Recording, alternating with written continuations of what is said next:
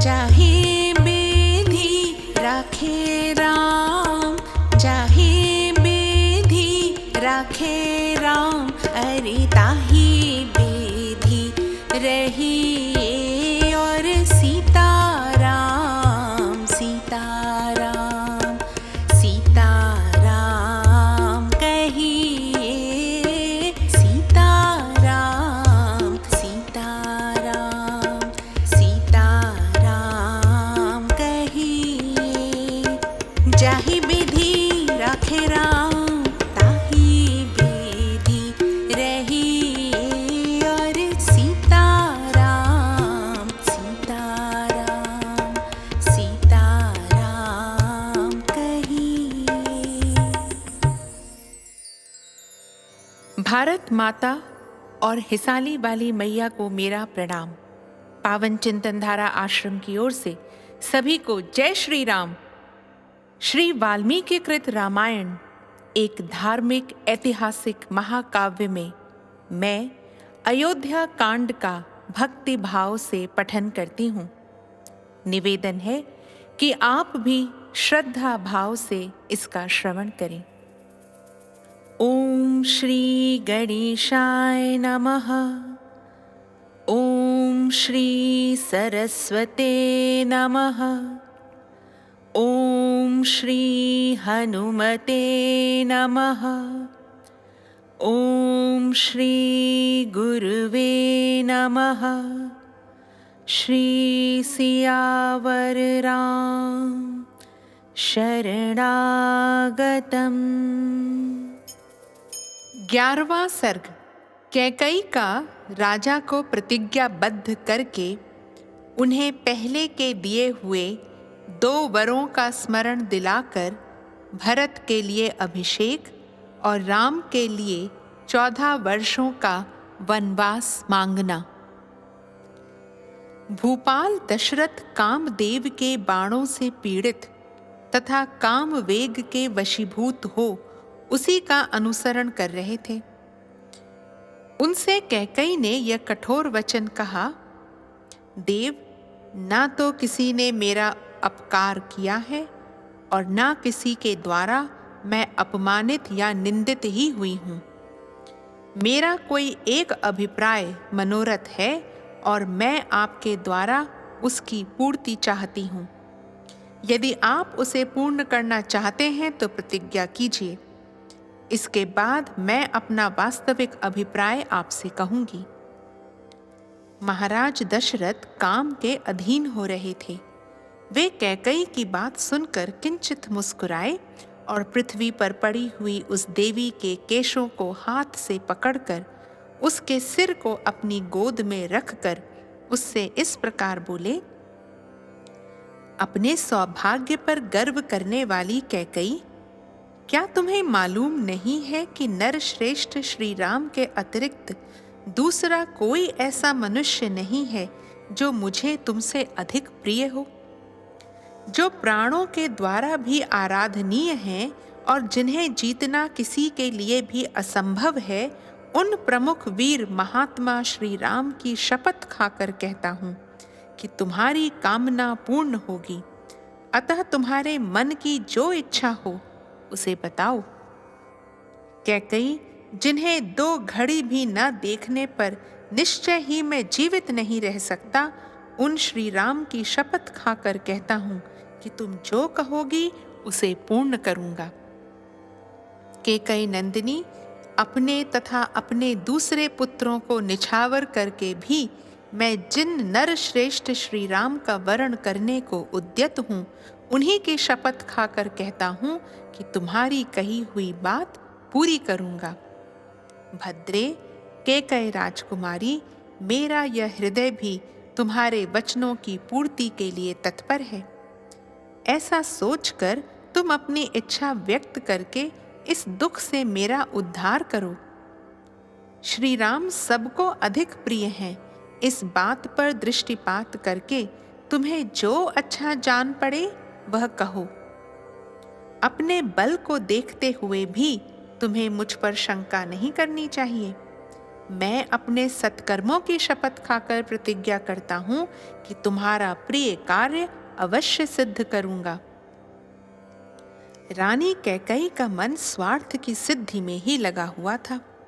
उसके हृदय में भरत के प्रति पक्षपात था और राजा को अपने वश में देखकर हर्ष हो रहा था।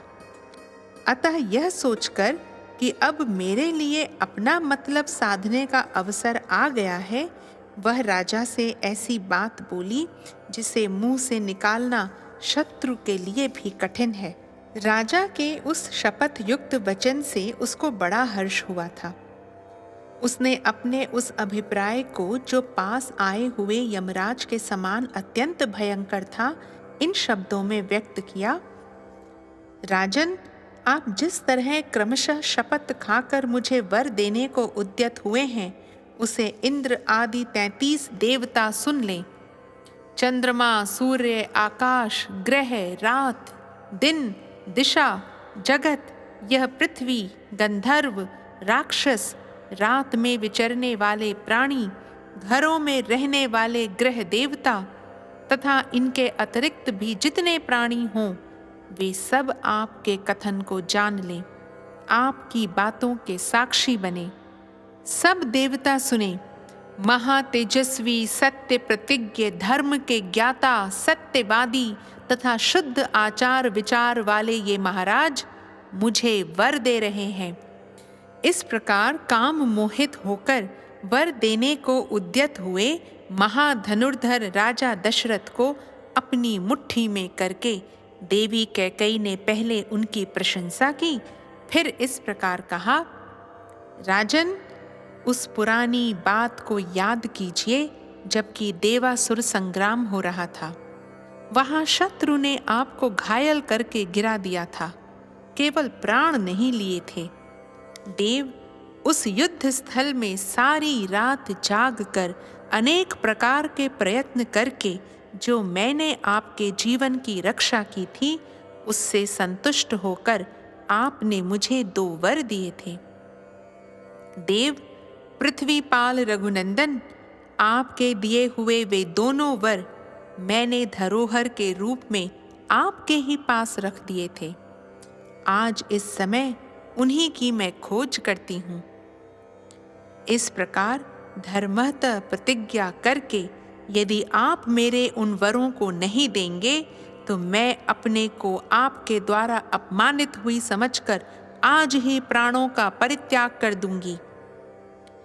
जैसे मृग बहेलिये की वाणी मात्र से अपने ही विनाश के लिए उसके जाल में फंस जाता है, उसी प्रकार कैकेयी के वशीभूत हुए राजा दशरथ उस समय पूर्व काल के वरदान वाक्य का स्मरण कराने मात्र से अपने ही विनाश के लिए प्रतिज्ञा के बंधन में बंध गए। तदनंतर कैकेयी ने काम मोहित होकर वर देने के लिए उद्यत हुए राजा से इस प्रकार कहा, देव, पृथ्वीनाथ, उन दिनों आपने जो 2 वर देने की प्रतिज्ञा की थी, उन्हें अब मुझे देना चाहिए। उन दोनों वरों को मैं अभी बताऊंगी, आप मेरी बात सुनिए। यह जो श्री राम के राज्याभिषेक की तैयारी की गई है, इसी अभिषेक सामग्री द्वारा मेरे पुत्र भरत का अभिषेक किया जाए। देव, आपने उस समय देवासुर संग्राम में प्रसन्न होकर मेरे लिए जो दूसरा वर दिया था, उसे प्राप्त करने का यह समय भी अभी आया है। धीर स्वभाव वाले श्री राम तपस्वी के वेश में वल्कल तथा मृग चर्म धारण करके 14 वर्षों तक दंडकारण्य में जाकर रहे। भरत को आज निष्कंटक युवराज पद प्राप्त हो जाए, यही मेरी सर्वश्रेष्ठ कामना है। मैं आपसे पहले का दिया हुआ वर ही मांगती हूँ। आप ऐसी व्यवस्था करें जिससे मैं आज ही श्री राम को वन की ओर जाते देखूं। आप राजाओं के राजा हैं, अतः सत्य प्रतिज्ञ बनिए और उस सत्य के द्वारा अपने कुल, शील तथा जन्म की रक्षा कीजिए। तपस्वी पुरुष कहते हैं कि सत्य बोलना सबसे श्रेष्ठ धर्म है। वह परलोक में निवास होने पर मनुष्यों के लिए परम कल्याणकारी होता है। इस प्रकार श्री वाल्मीकि निर्मित आर्ष रामायण आदि काव्य के अयोध्या कांड में 11वां सर्ग पूरा हुआ। राम रामेति रामेति रमे रामे मनोरमे सहस्रनाम ततुल्यम राम नाम वरानने। 12वां सर्ग महाराज दशरथ की चिंता, विलाप, कैकई को फटकारना, समझाना और उससे वैसा वर न मांगने के लिए अनुरोध करना। कैकई का यह कठोर वचन सुनकर महाराज दशरथ को बड़ी चिंता हुई। वे एक मुहूर्त तक अत्यंत संताप करते रहे। उन्होंने सोचा, क्या दिन में ही यह मुझे स्वप्न दिखाई दे रहा है अथवा मेरे चित्त का मोह है, या किसी भूत ग्रह आदि के आवेश से चित्त में विकलता आ गई है, या आदि व्याधि के कारण यह कोई मन का ही उपद्रव है। यही सोचते हुए उन्हें अपने भ्रम के कारण का पता नहीं लगा। उस समय राजा को मूर्छित कर देने वाला महान दुख प्राप्त हुआ। तत्पश्चात होश में आने पर कैकई की बात को याद करके उन्हें पुनः संताप होने लगा। जैसे किसी बाघिन को देखकर मृग व्यथित हो जाता है, उसी प्रकार वे नरेश कैकई को देखकर पीड़ित एवं व्याकुल हो उठे।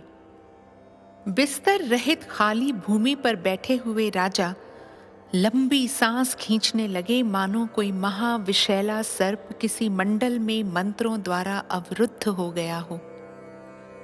राजा दशरथ रोष में भरकर अहो धिक्कार है, यह कहकर पुनः मूर्छित हो गए। शोक के कारण उनकी चेतना लुप्त सी हो गई। बहुत देर के बाद जब उन्हें फिर चेत हुआ, तब वे नरेश अत्यंत दुखी होकर कैकई को अपने तेज से दग्ध सी करते हुए क्रोध पूर्वक उससे बोले, दयाहीन दुराचारिणी कैकई, तू इस कुल का विनाश करने वाली डाइन है। पापिनी, बता मैंने अथवा श्री राम ने तेरा क्या बिगाड़ा है? श्री रामचंद्र तो तेरे साथ सदा सगी माता का सा बर्ताव करते आए हैं, फिर तू किस लिए उनका इस तरह अनिष्ट करने पर उतारू हो गई है? मालूम होता है मैंने अपने विनाश के लिए ही तुझे अपने घर में लाकर रखा था। मैं नहीं जानता था कि तू राजकन्या के रूप में तीखे विष वाली नागिन है।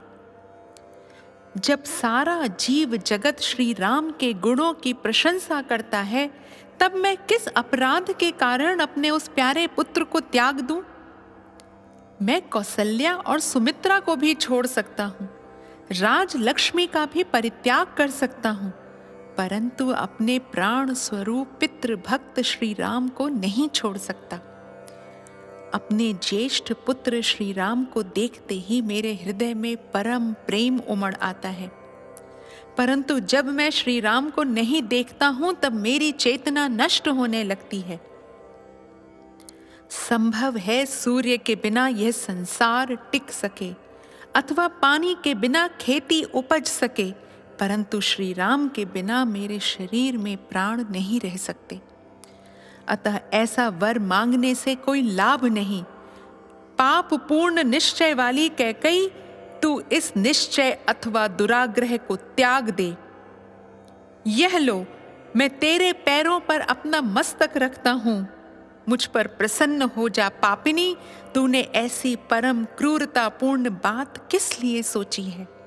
यदि यह जानना चाहती है कि भरत मुझे प्रिय है या अप्रिय, तो रघुनंदन भरत के संबंध में तू पहले जो कुछ कह चुकी है वह पूर्ण हो, अर्थात तेरे प्रथम वर के अनुसार मैं भरत का राज्याभिषेक स्वीकार करता हूं।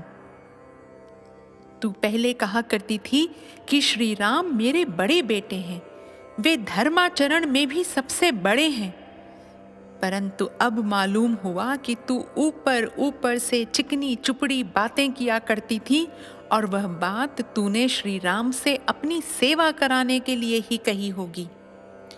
आज श्री राम के अभिषेक की बात सुनकर तू शोक से संतप्त हो उठी है और मुझे भी बहुत संताप दे रही है। इससे जान पड़ता है कि इस सूने घर में तुझ पर भूत आदि का आवेश हो गया है, अतः तू परवश होकर ऐसी बातें कह रही है। देवी, न्यायशील इक्ष्वाकु वंश में यह बड़ा भारी अन्याय आकर उपस्थित हुआ है, जहां तेरी बुद्धि इस प्रकार विकृत हो गई है। विशाल लोचने, आज से पहले तूने कभी कोई ऐसा आचरण नहीं किया है जो अनुचित अथवा मेरे लिए अप्रिय हो। इसीलिए तेरी आज की बात पर भी मुझे विश्वास नहीं होता है। तेरे लिए तो श्री राम भी महात्मा भरत के ही तुल्य हैं। बाले, तू बहुत बार बातचीत के प्रसंग में स्वयं ही ये बात मुझसे कहती रही है। भीरू स्वभाव वाली देवी, उन्हीं धर्मात्मा और यशस्वी श्री राम का 14 वर्षों के लिए वनवास तुझे कैसे अच्छा लगता है? जो अत्यंत सुकुमार और धर्म में दृढ़ता पूर्वक मन लगाए रखने वाले हैं, उन्हीं श्री राम को वनवास देना तुझे कैसे रुचिकर जान पड़ता है। अहो, तेरा हृदय बड़ा कठोर है। सुंदर नेत्रों वाली कैकई, जो सदा तेरी सेवा शुश्रूषा में लगे रहते हैं, उन नयनाभिराम श्री राम को देश निकाला दे देने की इच्छा तुझे किस लिए हो रही है? मैं देखता हूं भरत से अधिक श्री राम ही सदा तेरी सेवा करते हैं। भरत उनसे अधिक तेरी सेवा में रहते हो, ऐसा मैंने कभी नहीं देखा है।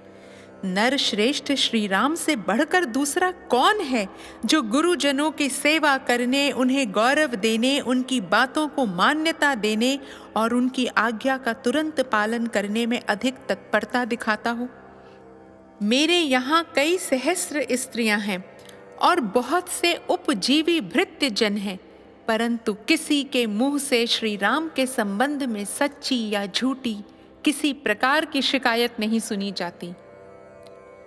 पुरुष सिंह श्री राम समस्त प्राणियों को शुद्ध हृदय से सांत्वना देते हुए प्रिय आचरणों द्वारा राज्य की समस्त प्रजाओं को अपने वश में किए रहते हैं। वीर श्री रामचंद्र अपने सात्विक भाव से समस्त लोगों को, दान के द्वारा द्विजों को, सेवा से गुरुजनों को और धनुष बाण द्वारा युद्ध स्थल में शत्रु सैनिकों को जीतकर अपने अधीन कर लेते हैं। सत्य, दान, तप, त्याग, मित्रता, पवित्रता, सरलता, विद्या और गुरु शुश्रूषा, ये सभी सद्गुण श्री राम में स्थिर रूप से रहते हैं। देवी, महर्षियों के समान तेजस्वी उन सीधे सादे देव तुल्य श्री राम का तू क्यों अनिष्ट करना चाहती है? श्री राम सब लोगों से प्रिय बोलते हैं। उन्होंने कभी किसी को अप्रिय वचन कहा हो ऐसा मुझे याद नहीं पड़ता। ऐसे सर्वप्रिय राम से मैं तेरे लिए अप्रिय बात कैसे कहूंगा?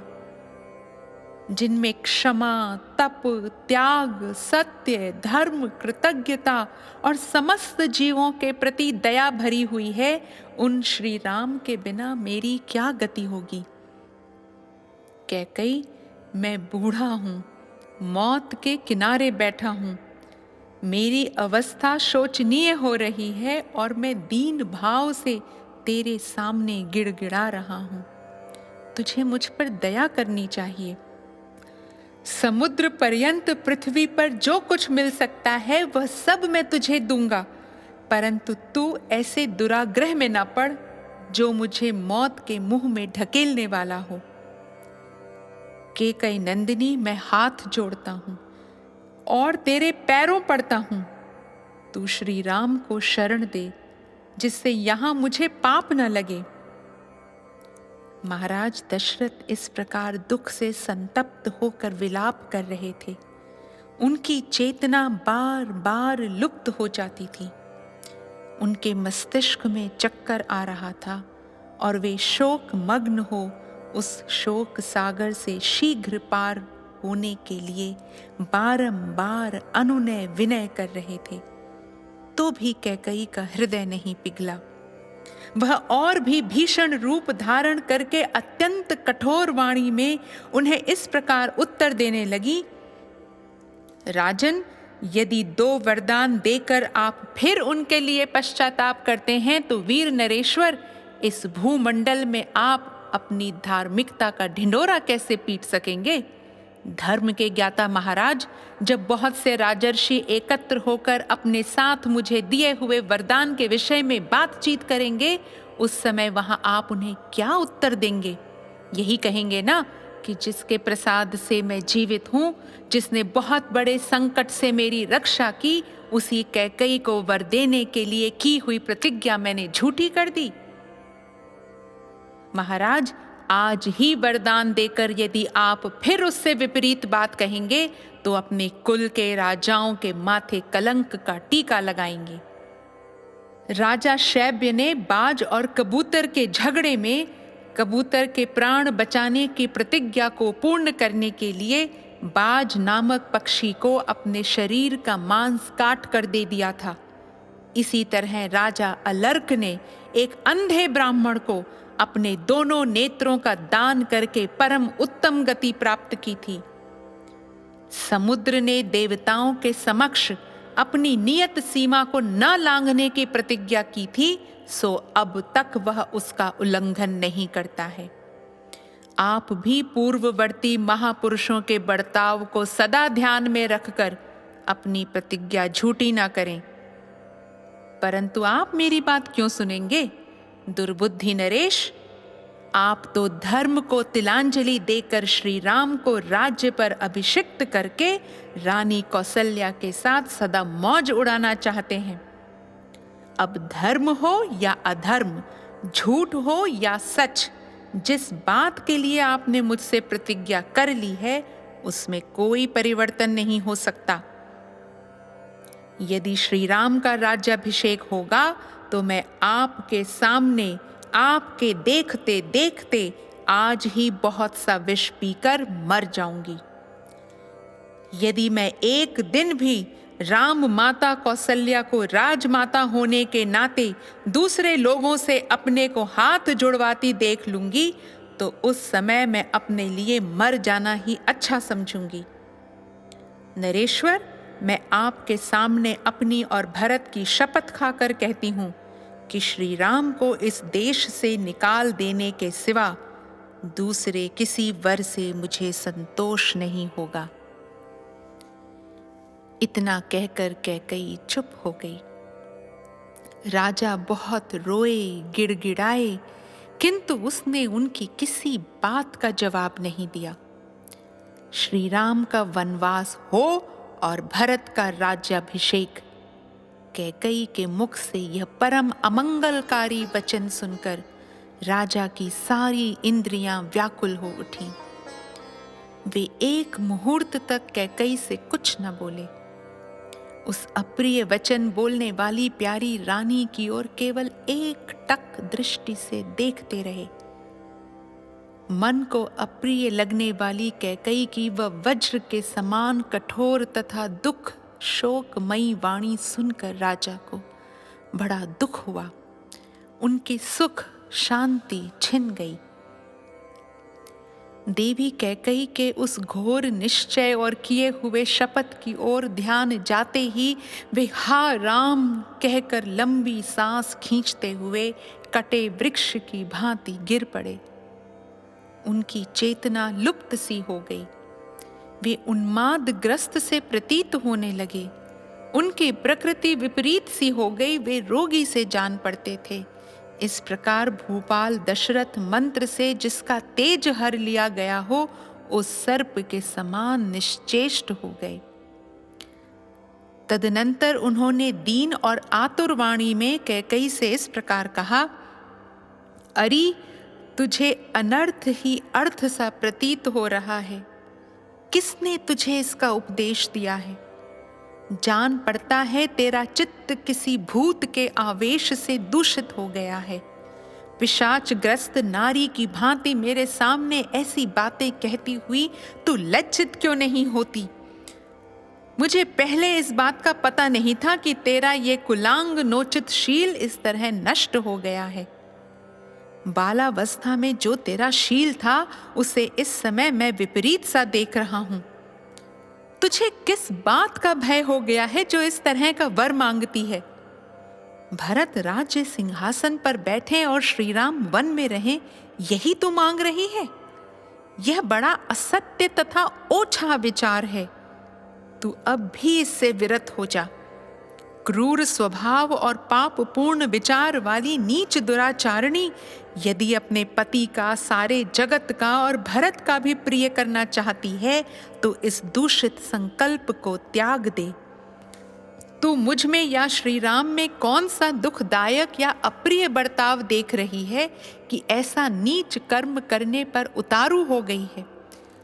श्री राम के बिना भरत किसी तरह राज्य लेना स्वीकार नहीं करेंगे, क्योंकि मेरी समझ में धर्म पालन की दृष्टि से भरत श्री राम से भी बढ़े चढ़े हैं। श्री राम से यह कह देने पर कि तुम वन को जाओ, जब उनके मुख की कांति राहुग्रस्त चंद्रमा की भांति फीकी पड़ जाएगी, उस समय मैं कैसे उनके उस उदास मुख की ओर देख सकूंगा? मैंने श्री राम के अभिषेक का निश्चय सुहृदों के साथ विचार करके किया है। मेरी यह बुद्धि शुभ कर्म में प्रवृत्त हुई है। अब मैं इसे शत्रुओं द्वारा पराजित हुई सेना की भांति पलटी हुई कैसे देखूंगा? नाना दिशाओं से आए हुए राजा लोग मुझे लक्ष्य करके खेद पूर्वक कहेंगे कि इस मूढ़ इक्ष्वाकु वंशी राजा ने कैसे दीर्घ काल तक इस राज्य का पालन किया है।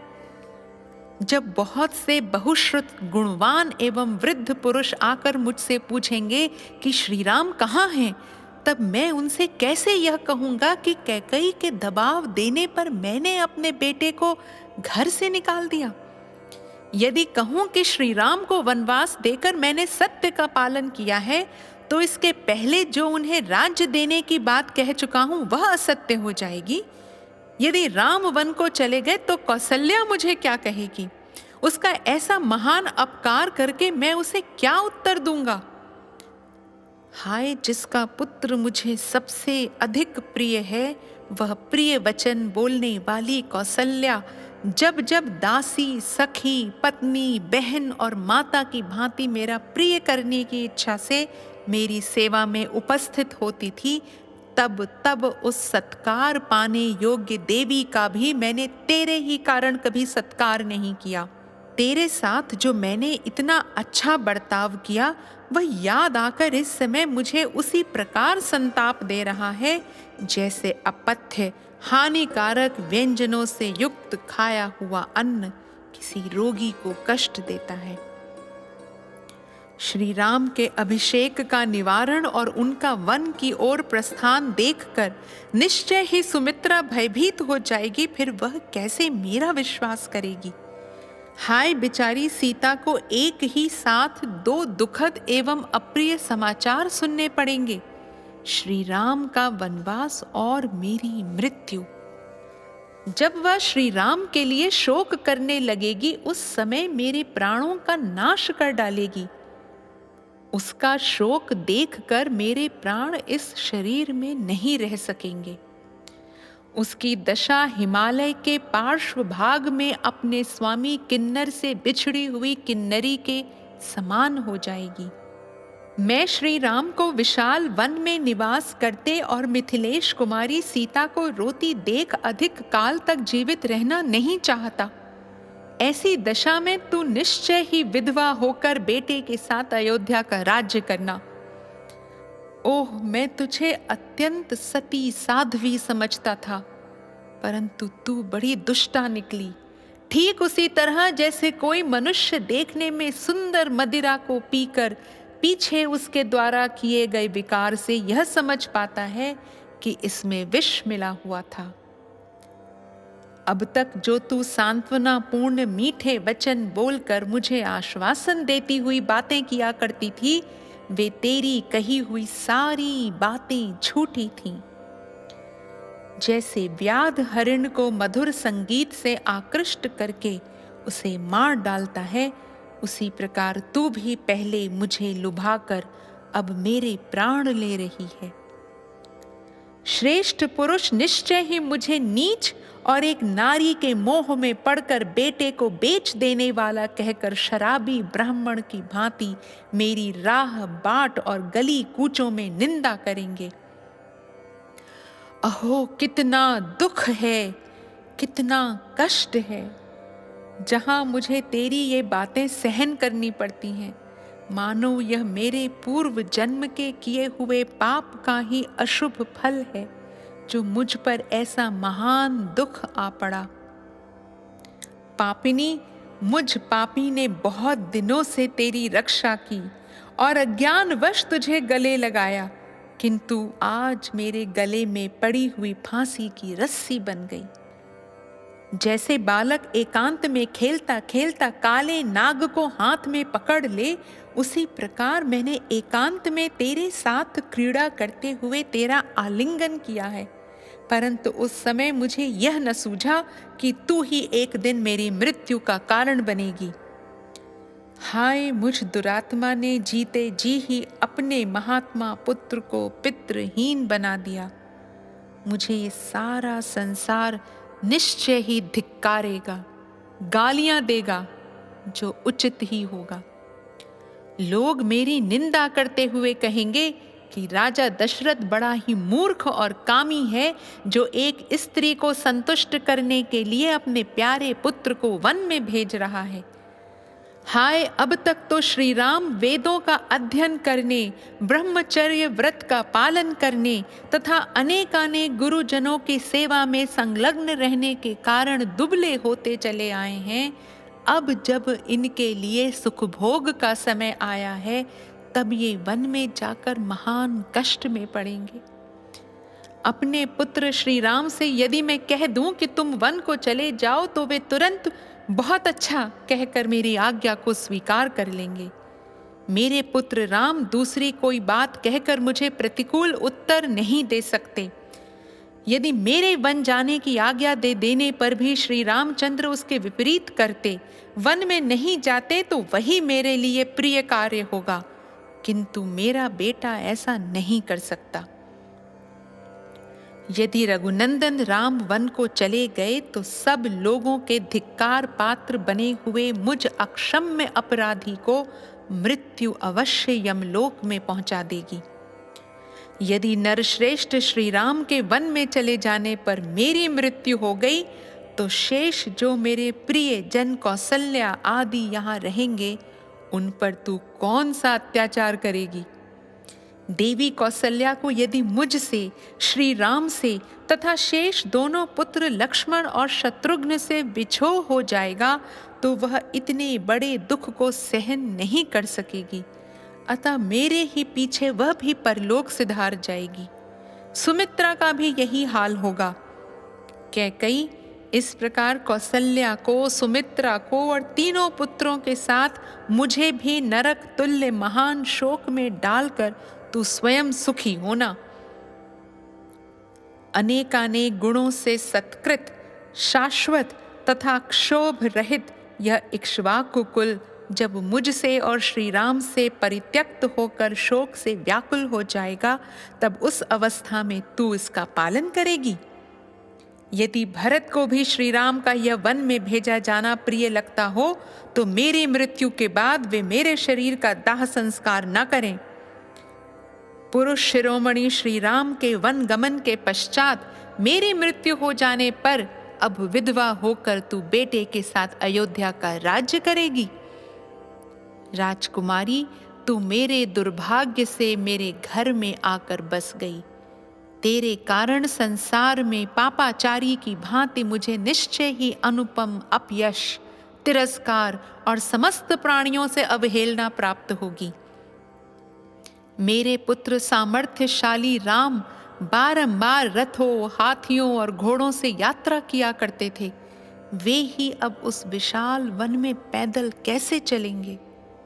भोजन के समय जिनके लिए कुंडलधारी रसोइये प्रसन्न होकर पहले मैं बनाऊंगा ऐसा कहते हुए खाने पीने की वस्तुएं तैयार करते थे, वे ही मेरे पुत्र रामचंद्र वन में कसैले, तिक्त और कड़वे फलों का आहार करते हुए किस तरह निर्वाह करेंगे?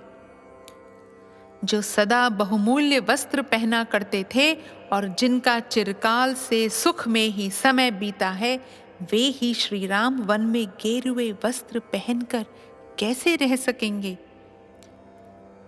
श्री राम का वन गमन और भरत का अभिषेक, ऐसा कठोर वाक्य तूने किसकी प्रेरणा से अपने मुंह से निकाला है? स्त्रियों को धिक्कार है, क्योंकि वे शठ और स्वार्थ परायण होती हैं। परंतु मैं सारी स्त्रियों के लिए ऐसा नहीं कह सकता, केवल भरत की माता की ही निंदा करता हूं। अनर्थ में ही अर्थ बुद्धि रखने वाली क्रूर कैकई, तू मुझे संताप देने के लिए ही इस घर में बसाई गई है। अरे मेरे कारण तू अपना कौन सा अप्रिय होता देख रही है? अथवा सबका निरंतर हित करने वाले श्री राम में ही तुझे कौन सी बुराई दिखाई देती है? श्री राम को संकट के समुद्र में डूबा हुआ देखकर तो पिता अपने पुत्रों को त्याग देंगे, अनुरागिणी स्त्रियां भी अपने पतियों को त्याग देंगी। इस प्रकार यह सारा जगत ही कुपित विपरीत व्यवहार करने वाला हो जाएगा। देव कुमार के समान कमनीय रूप वाले अपने पुत्र श्री राम को जब वस्त्र और आभूषणों से विभूषित होकर सामने आते देखता हूं तो नेत्रों से उनकी शोभा निहार कर निहाल हो जाता हूं। उन्हें देखकर ऐसा जान पड़ता है मानो मैं फिर जवान हो गया।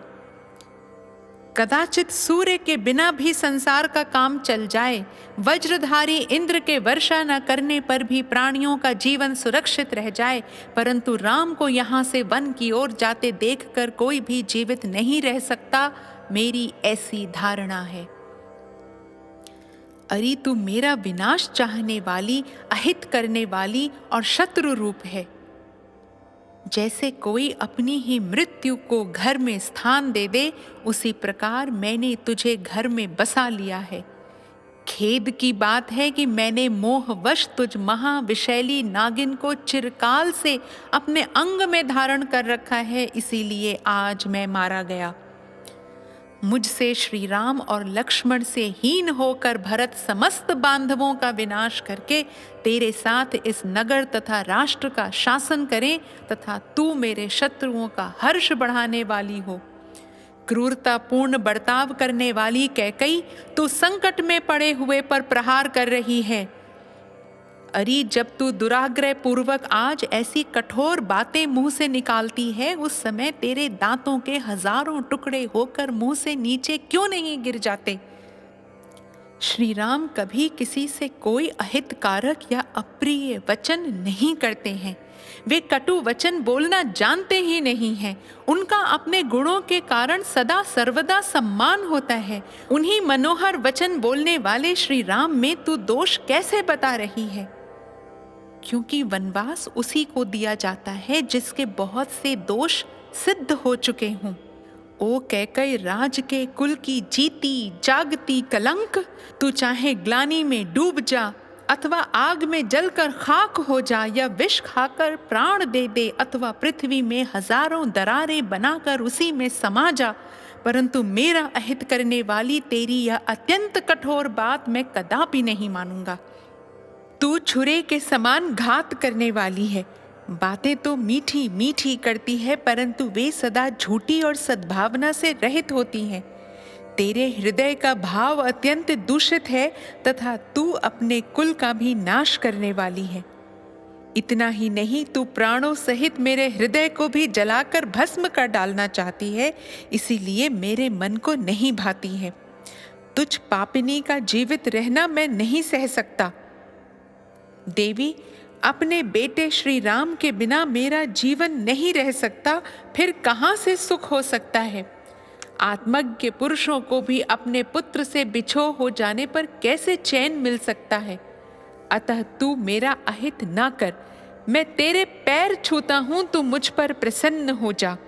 इस प्रकार महाराज दशरथ मर्यादा का उल्लंघन करने वाली उस हठीली स्त्री के वश में पड़कर अनाथ की भांति विलाप कर रहे थे। वे देवी कैकई के फैलाए हुए दोनों चरणों को छूना चाहते थे, परंतु उन्हें न पाकर बीच में ही मूर्छित होकर गिर पड़े। ठीक उसी तरह जैसे कोई रोगी किसी वस्तु को छूना चाहता है किंतु दुर्बलता के कारण वहां तक न पहुंचकर बीच में ही अचेत होकर गिर जाता है, इस प्रकार श्री वाल्मीकि निर्मित आर्ष रामायण आदि काव्य के अयोध्या कांड में 12वां सर्ग पूरा हुआ।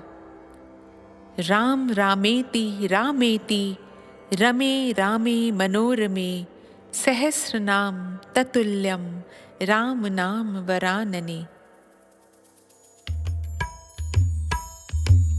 दशरथ नंदन राजा राम बड़े कृपालु मेरे राम। सीता के सत पावन राम सदचित आनंद करते राम। सीता के सत पावन राम सदचित आनंद करते राम। दशरथ नंदन राजा राम